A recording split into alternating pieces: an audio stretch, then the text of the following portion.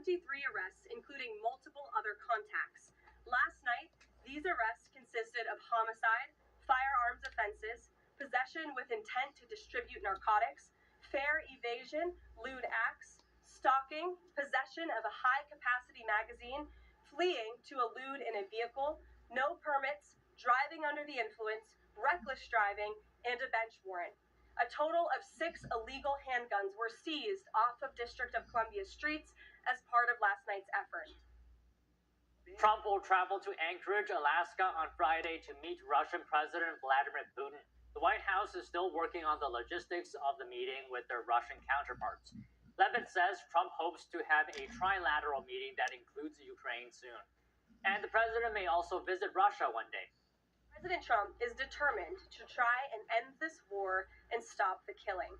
As the president has said over and over again, his strong preference will always be for peace and partnership whenever those outcomes can possibly be achieved. There is no leader in the world right now who has been more committed to preventing wars or ending them than President Donald Trump. The White House says the goal of the meeting is for Trump to walk away with a better understanding of how to end the war. Meanwhile, Moscow continues recruiting new soldiers despite the upcoming meeting between President Trump and Russia's Vladimir Putin. This as Ukraine accuses Russia of preparing a new offensive. NTD's international correspondent Arian Pasdar has more. The Russian Defense Ministry published this video showing recruits signing military contracts. According to Moscow, the new recruits will join troop detachments in Russia's southern military district. This comes just one day after Ukrainian President Volodymyr Zelensky said Russia is preparing for more attacks on Ukraine, despite peace efforts by the US. They are moving their troops and forces in such a way as to launch new offensive operations. If someone is preparing for peace, this is not what he does. President Trump is set to meet with Russia's Vladimir Putin in Alaska on Friday. European leaders are trying to influence Trump's position ahead of the talks. A spokesperson for the European Union says EU leaders will hold a call with Trump and Zelensky on Wednesday. The EU is extremely active on all fronts to support Ukraine and put Ukraine in a position of strength. European Union leaders say Ukraine shouldn't lose any land as part of a possible peace deal with Russia. Members of the European Union add that Ukraine should be involved in the peace process so that it can decide its own fate. Meanwhile, in Alaska, residents in Anchorage are preparing for the upcoming summit.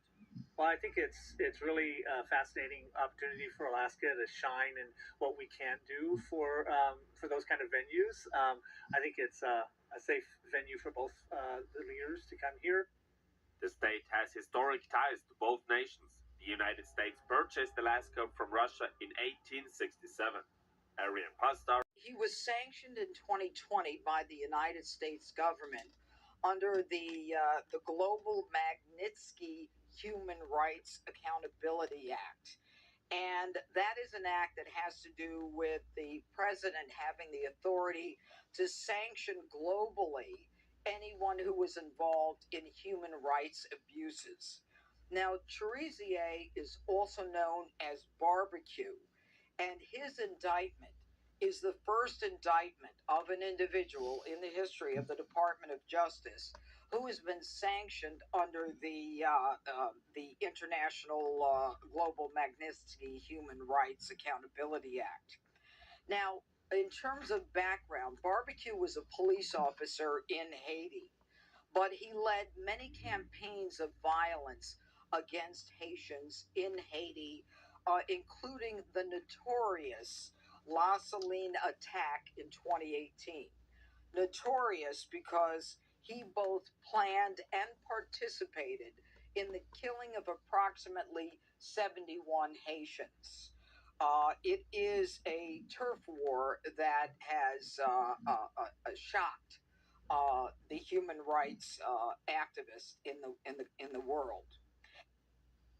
North Carolina resident Basil Richardson was named as a co-defendant. Richardson is a naturalized U.S. citizen who grew up in Haiti. The Justice Department alleges that Richardson conspired to circumvent U.S. sanctions to transfer funds to Cherizier to fund his gang activities. The DOJ alleges that they solicited funds from members of the Haitian diaspora in the U.S. to help pay salaries of gang members and purchase firearms. Richardson was arrested in Texas last month and was expected to appear in court today.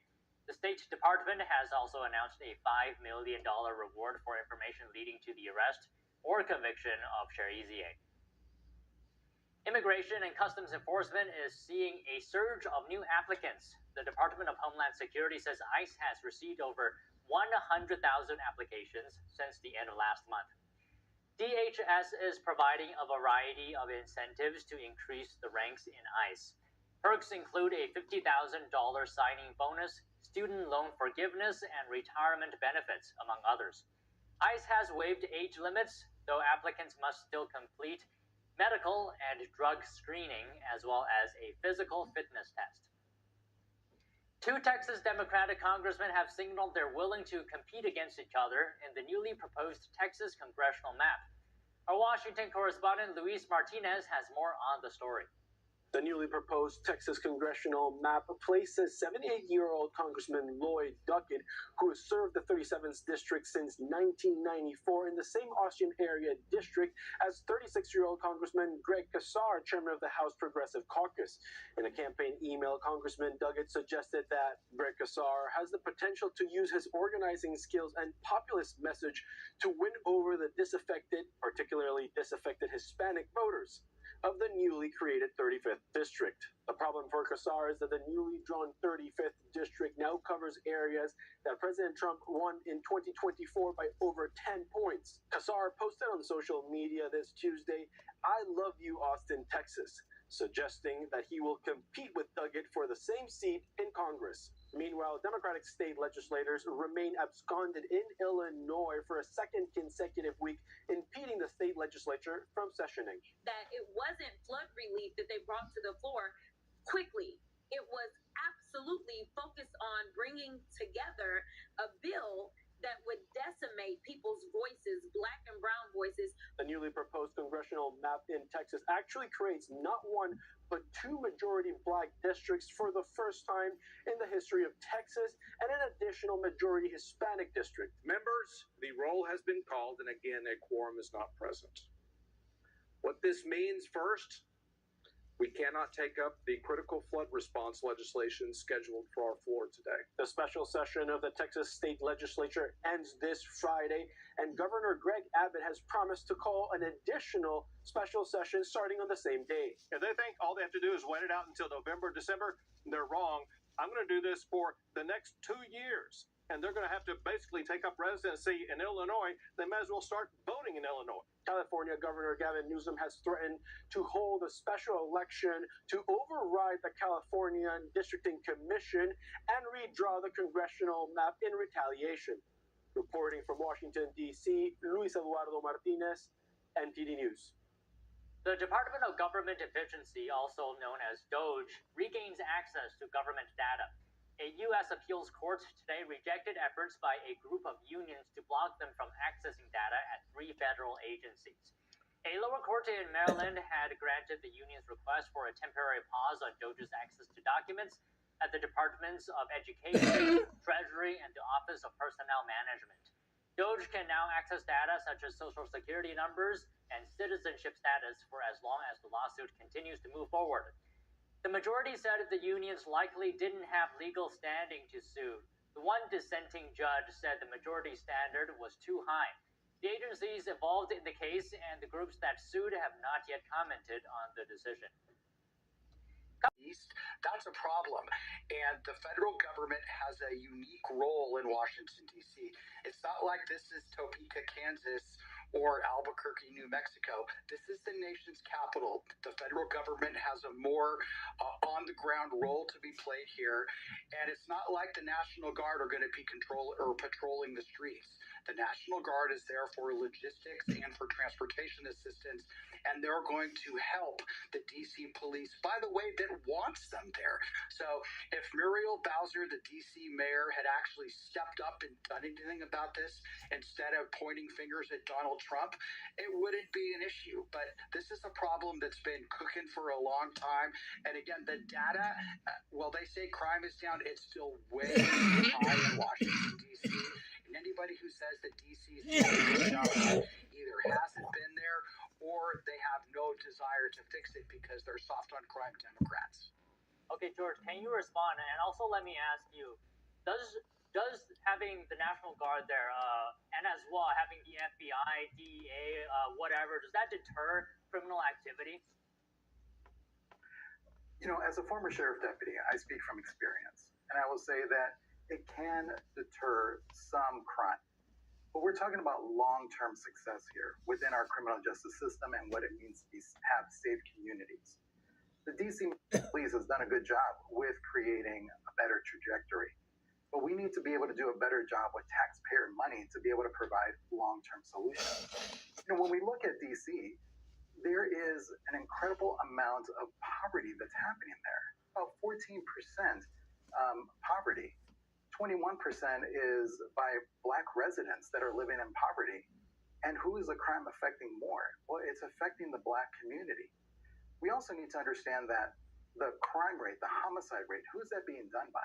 Well, it's being done by people that have already been incarcerated before. The recidivism rate is about 70% in that area. So we have to start looking at what are the long-term solutions.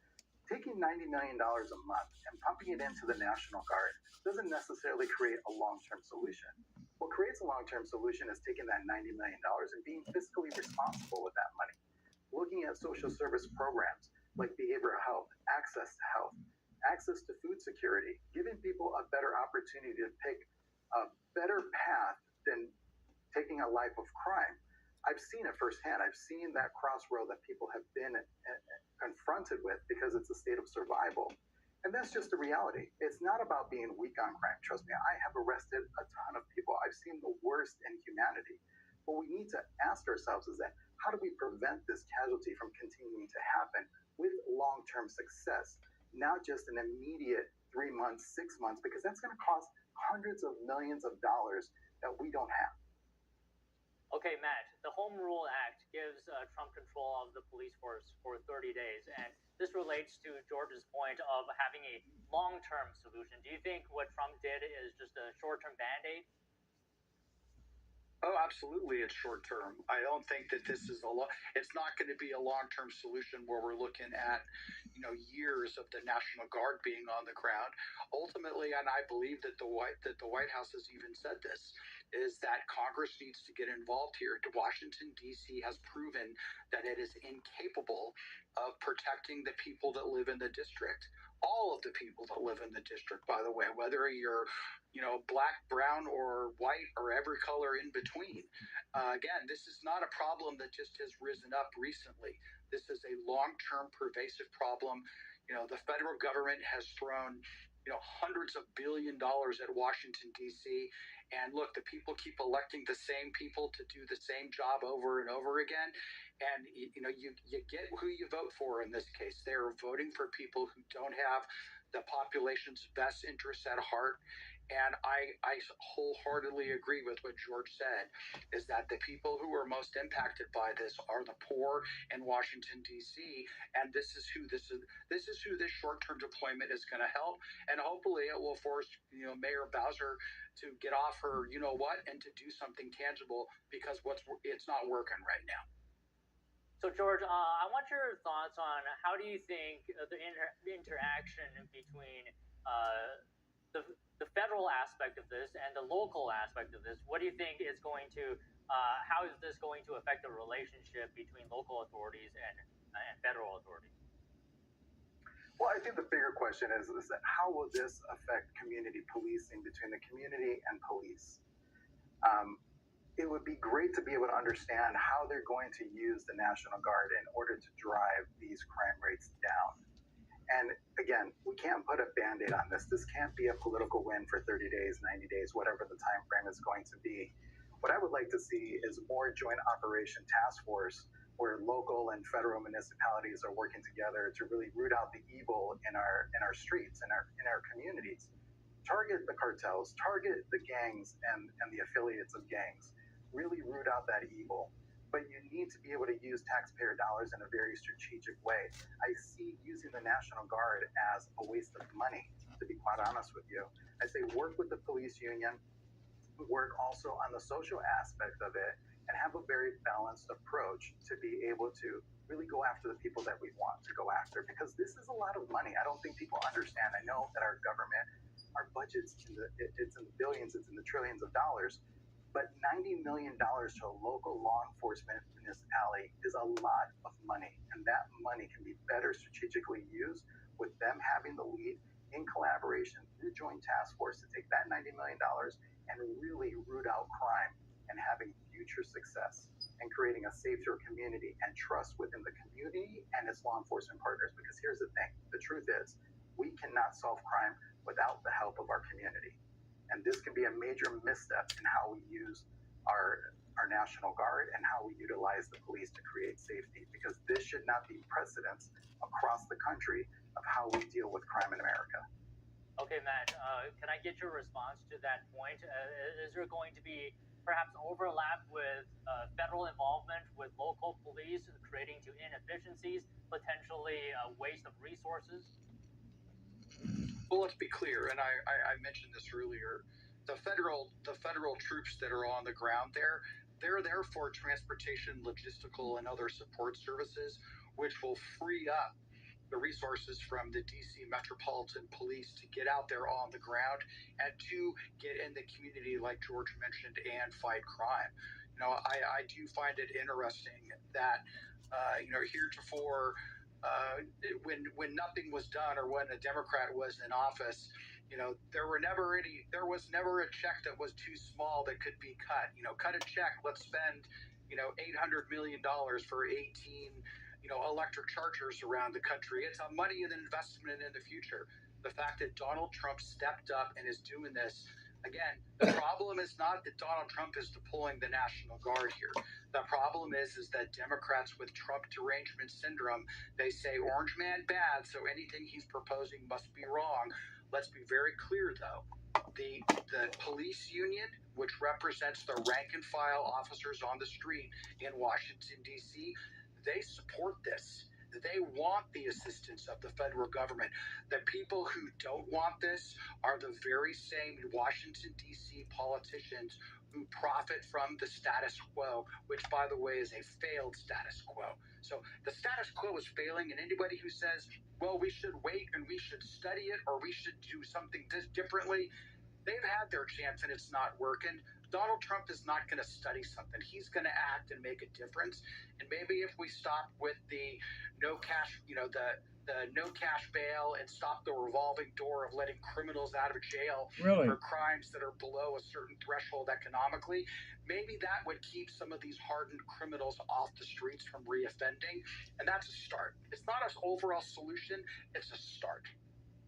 Okay, we have time for one more comment. George, if you have any final thoughts. Yeah, my final thoughts on this is that I know that the president is taking some aggressive action here, but this can't be precedence. We can't see this across the country happening in New York and Chicago. It's already happening in Los Angeles. This is really a question of how do we want to use our resources here in the United States. And I think that when we look at our criminal justice system, we have to be okay with saying it still needs improvement. We need to work on our recidivism rate. Incarcerating people for a longer period of time does not prevent future crimes from happening. 98% of people do not stay in jail forever. We need to have a better system in place, and we need to be able to utilize those funds. And how do we utilize those funds and creating a safer society? That's what we really need to start getting down to. That heavy tactics doesn't necessarily make for a safer community. And when we see that, we see a lot of corruption that happens within our criminal justice system, because it's about numbers and not about bringing actual safety into the public.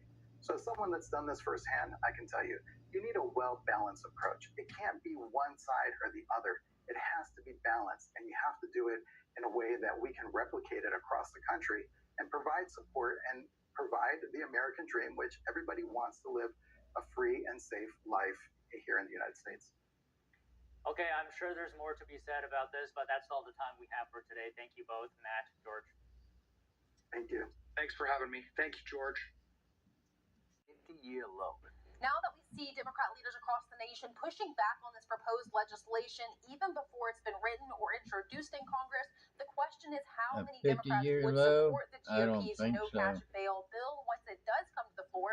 President Trump said he's relying on Republican votes, but the Senate would need some Democrats since most legislation usually needs 60 votes to get it through the chamber, unless Republicans squeeze this policy into a second reconciliation bill that could pass with a simple majority. Reporting from Washington, D.C., Melina Weiskup, NTD News. The Georgia Bureau